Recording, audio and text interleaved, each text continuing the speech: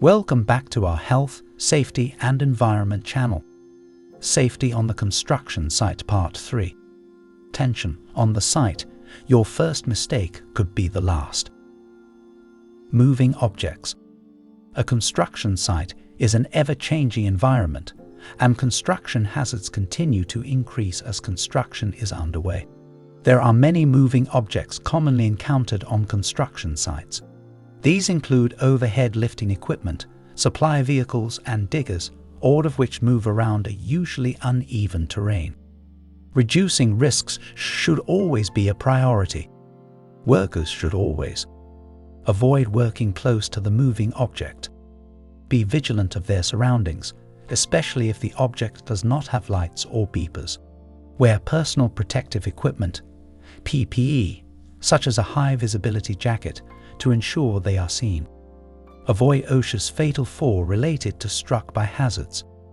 OSHA has determined that there are 4 main safety hazards, excluding transportation incidents, that account for a majority of all construction worker deaths each year on the job site. Dubbed the Fatal 4 by OSHA, they include falls, electrocutions, being struck by objects, and getting caught in or between hazards. In 2016, 63.7% of all fatalities at construction sites were from one of OSHA's Fatal 4. Today we are focusing on struck by hazards and how to prevent and protect against them.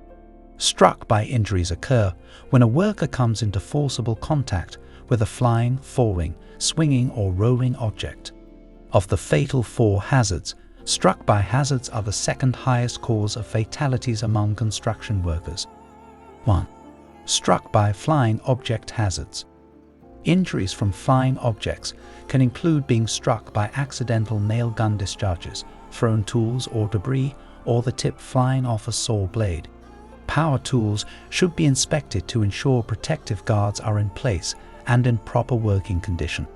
Workers should always wear safety glasses, goggles or a face shield when using power tools. Hard hats should be worn by all employees on the job site at all times.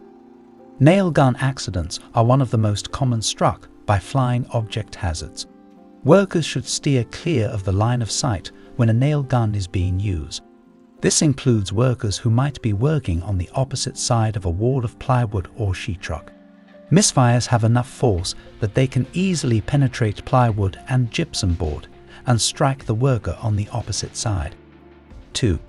Struck by falling object hazards.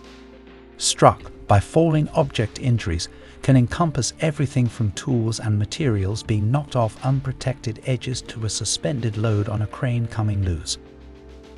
Workers should avoid areas where work is being performed overhead.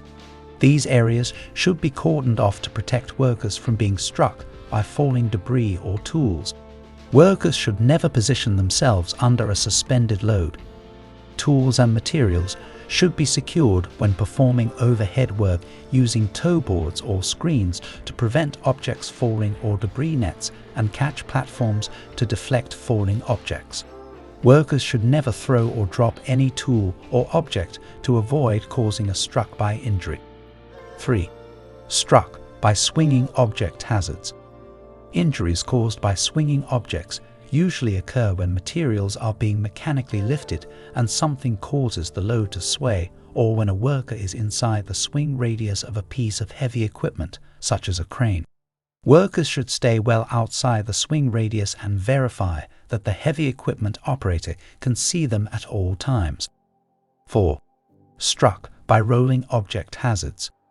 Injuries caused by rolling objects usually involve a worker being struck by a vehicle or heavy equipment while it's in motion, but also include any object that rolls, moves or slides on the same level as a worker. Workers should steer clear of vehicles and heavy equipment in use. Equipment operators have limited or no visibility when operating in reverse.